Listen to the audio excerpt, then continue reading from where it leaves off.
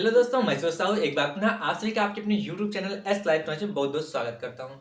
तो जैसा कि दोस्तों पिछले वीडियो में हमने डिस्कस किया, जो महाजनपद काल में सभी महाजनपद थे, वहां पर जो राजनीतिक संरचना थी वो किस प्रकार से थी।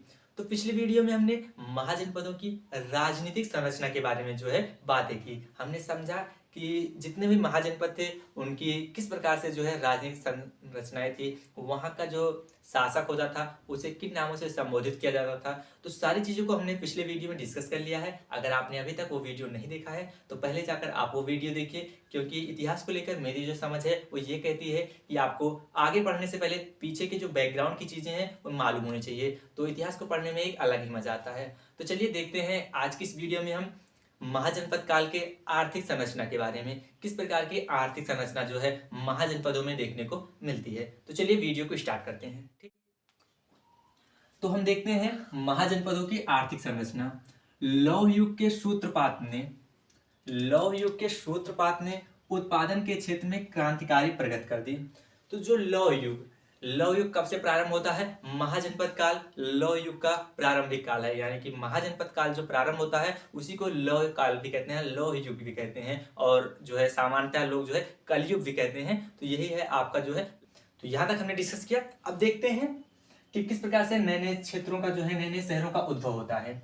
तो आपके महाजनपद की जो आर्थिक संरचना है, जो इसका आर्थिक विकास हो रहा है, या फिर इसकी जो आर्थिक संरचना है उसके बारे में जो है हमें समझने के लिए किस प्रकार की आर्थिक संरचना थी, हम ये देखते हैं कि यहाँ पर क्या हो रहा है, नए नए शहरों का उद्भव हो रहा है। तो क्या हो रहा है, नए नए शहरों का निर्माण हो रहा है, नए नए शहर जो है बस रहे हैं। तो इससे कहीं ना कहीं उसकी इकोनॉमी, उसकी आर्थिक व्यवस्था पर, उसकी अर्थव्यवस्था पर जो है, उन महाजनपदों की अर्थव्यवस्था कहीं ना कहीं काफी ज्यादा प्रगति कर रही है। आगे हम देखते हैं तो सिक्कों का प्रचलन होता है। अब क्या हो रहा है, सिक्कों का प्रचलन हो रहा है। जो शासक हैं महाजनपद के, जो शासक हैं, जितने भी महाजनपद हैं उनके जो शासक हैं कहीं ना कहीं अब सिक्कों का प्रचलन कर रहे हैं।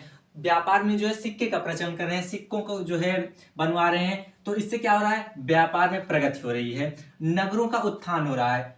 सिक्कों का प्रचलन हुआ, व्यापार की प्रगति हुई, नगरों का उत्थान हुआ। तो ये सारी चीजें, ये जो तीनों चीजें हम बता रहे हैं आपको, सिक्कों का जो है प्रचलन, नगरों का उत्थान, व्यापार में वृद्धि, तो ये सारी चीजें जो है व्यापार की जो प्रगति हो रही है, ये जो है ईसा पूर्व छठी शताब्दी की एक प्रमुख विशेषताओं के रूप में है। क्या हो रहा है, बहुत ही बड़ी विशेषता है कि यहाँ पर जो है पहली बार जो है सिक्के का प्रचलन हो रहा है, जो है सिक्के का क्या हो रहा है, प्रचलन हो रहा है, जो है नगरों का उत्थान हो रहा है, व्यापार में प्रगति हो रही है। तो ये सारी चीजें कहीं ना कहीं जो है महाजनपदों के आर्थिक संरचना पर जो है कहीं ना कहीं बहुत ही बेहतरीन तरीके का जो है प्रभाव डालती हैं। आगे हम देखते हैं तो जो है उद्योग के क्षेत्र में काफी विकास हुआ, सिक्कों का प्रचलन हुआ। जब व्यापार में प्रगति हो रही है, नए नए व्यापार आ रहे हैं, तो क्या आ रहा है, उद्योग में जो है, उद्योग का जो क्षेत्र है उसका जो दायरा है वो भी जो है विस्तृत हो रहा है, वो भी काफी ज्यादा विकसित हो रहा है। अब देखते हैं बौद्ध साहित्य में रथकार, कुम्हार, सुनार, धातुकार, बढ़ई एवं रेशम का कार्य करने वाले कारीगरों का उल्लेख है। तो यहाँ पर जो रथकार थे, कुम्हार थे, बढ़ई, सुनार, धातुकार, ये सारे जो कारीगर थे, इनके बारे में जो जानकारी मिलती है ये जो है बौद्ध साहित्य के द्वारा मिलती है। तो इनके जो जानकारी का स्रोत है, इन सभी कारीगरों के बारे में जो जानकारी का स्रोत है वो क्या है, बौद्ध साहित्य है। महाजनपद में इस प्रकार के जो कारीगर थे, इनके बारे में जो जानकारी मिलती है वो बौद्ध साहित्य मिलती है। ठीक, जो कारीगर थे, कारीगरों की अपनी अपनी भिन्न श्रेणियां थी। तो जो कारीगर थे उस समय, जो कारीगर थे उनकी अपने अपने कार्य थे, जैसे कि धातुकार हो गए, सोनार हो गए, रथकार हो गए, तो इनके अपने अपने अलग अलग कार्य थे। ठीक, अब देखते हैं जिनका प्रमुख, इन सारे जो कारीगर थे इनमें भी जो है प्रमुख होते थे, जिन्हें कहा जाता था जेनथ। जेनथ को जो है सेठी या फिर श्रेष्ठी भी कहलाते थे। तो जेनथ जो थे वो जो है सेठी या फिर श्रेष्ठी के नाम से भी जो है संबोधित किए जाते थे। तो जो सारे कारीगर थे उनमें जो प्रमुख था उसे कहा जाता था जेनथ। ठीक, अब देखते हैं जो दो वर्ग थे, कारीगर और श्रेष्ठी, ये क्या थे, ये व्यापारिक वर्ग में जो है प्रमुख माने जाते थे, जो है मुख्य रूप से जो है यही जो है व्यापार का संचालन कर रहे थे।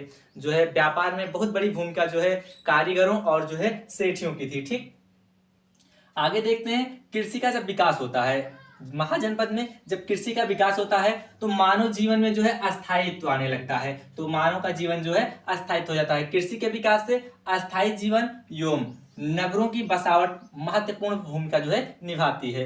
तो कृषि का जो विकास है ये कहीं ना कहीं मानव के जीवन में जो है स्थायित्व लाने के लिए, अब मानव एक ही जगह रहने लगा, इसमें जो है कहीं ना कहीं बहुत महत्वपूर्ण भूमिका निभाती है कृषि का विकास। तो कुल मिलाकर इन सारी चीजों को देखने के बाद जो निष्कर्ष निकल रहा है महाजनपद के बारे में, महाजनपद की आर्थिक संरचना के बारे में, किस प्रकार की आर्थिक संरचना थी, वो ये निकल रहा है कि कुल मिलाकर जो है इनकी आर्थिक संरचना जो है बहुत ही सुदृढ़ थी, बहुत ही जो ज्यादा जो है मजबूत थी। तो इनकी आर्थिक संरचना क्या थी, स्थिति जो है आर्थिक संरचना की जो स्थिति थी वो काफी ज्यादा जो है सुदृढ़ थी, काफी ज्यादा जो है बेहतरीन थी। ठीक, तो आपने देखा महाजनपद की जो आर्थिक संरचना थी वो किस प्रकार से थी, और इन कारकों के माध्यम से हमने समझा कि किस प्रकार से उनकी आर्थिक संरचना जो थी वो सुदृढ़ थी, कौन कौन से कारक थे जो उनकी इकोनॉमी में बहुत ज्यादा जो है महत्वपूर्ण भूमिका निभा रहे थे। तो आई होप दोस्तों ये वीडियो आप लोगों को काफी ज्यादा हेल्पफुल लगा होगा और आपने महाजनपद के बारे में सारी चीजों को जो है प्रॉपर तरीके से अभी तक समझते हुए आए हैं। और हम उम्मीद करते हैं दोस्तों कि हमारी वीडियो के माध्यम से जो है आप लोग आगे के सिलेबस को भी काफी बेहतरीन तरीके से समझेंगे। तो मिलते हैं दोस्तों फिर किसी वीडियो में, तब तक के लिए जय हिंद जय भारत।